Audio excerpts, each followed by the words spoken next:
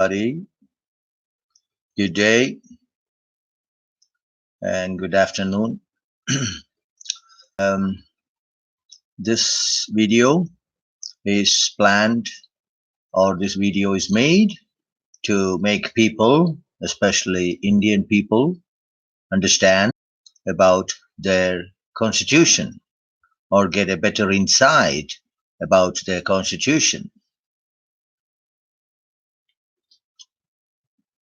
To begin with, Indian constitution, even though it has a label of Indian constitution, it is not truly Indian constitution, or it is not emanating from an Indian mind or brain, but rather it is coming from a Western brain or Western mindset.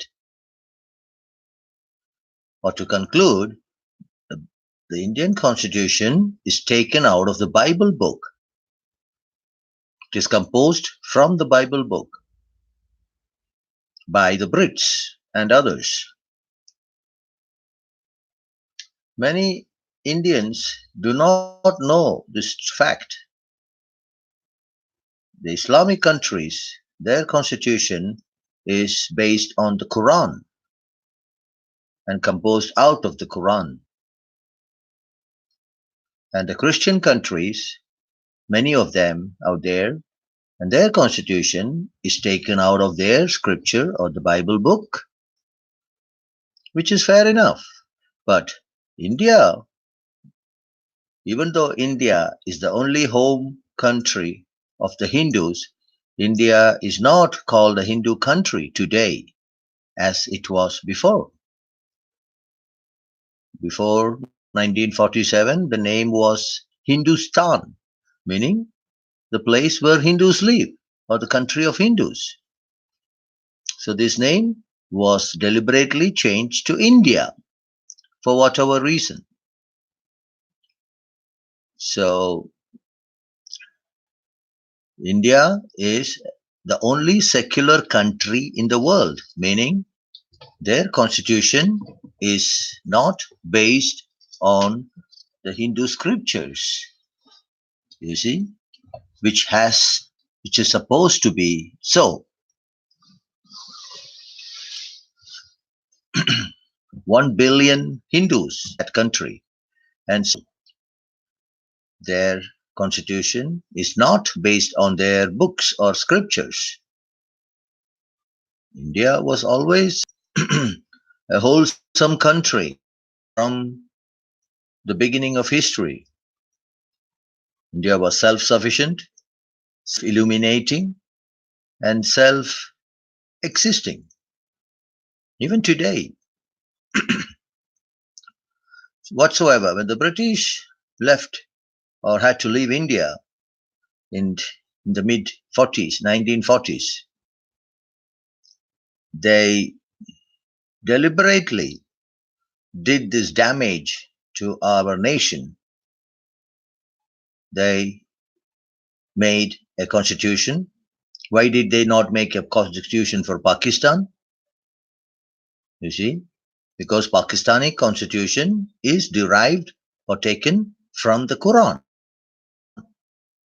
And that's why it's an Islamic country. So only they jumped upon India and did the damage by composing our constitution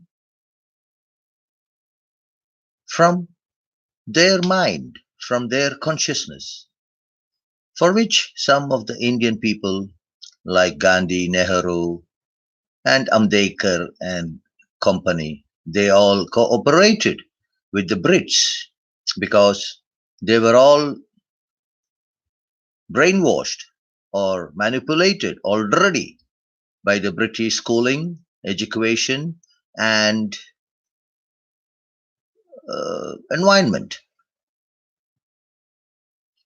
So this is a big problem of our country, which many people realize and many people don't realize or don't wish to realize. So unless and until our constitution is amended or reconstituted or recomposed, our country will not be able to resurrect or uprise or come up. You see? So actually, the division of India and Pakistan was done based on religion.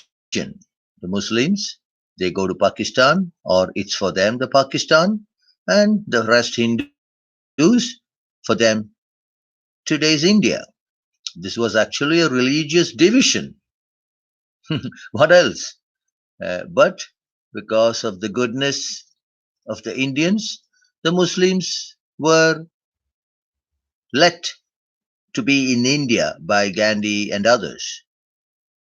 They let the other Muslims, millions of them, if you want to live in India, you can live in India. If you want to go to Pakistan, you can go to Pakistan. You are free to decide where to go and where to live. This was the deal in those days. So some left, some stayed. And those who left constituted this country, Pakistan, and trying to rule. But Pakistan had no constitution then. So to compose and create the Pakistan constitution, they needed a lot of money, billions of money. And this money they did not have. Now, India,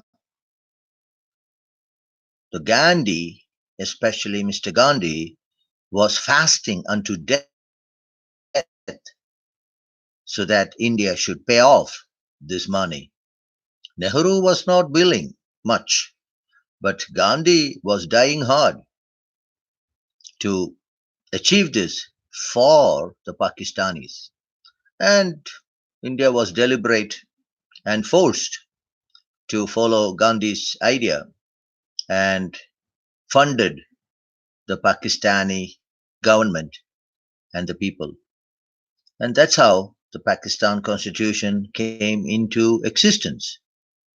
So they should be really thankful to Indians that their country was born because of the compassion of the Indians.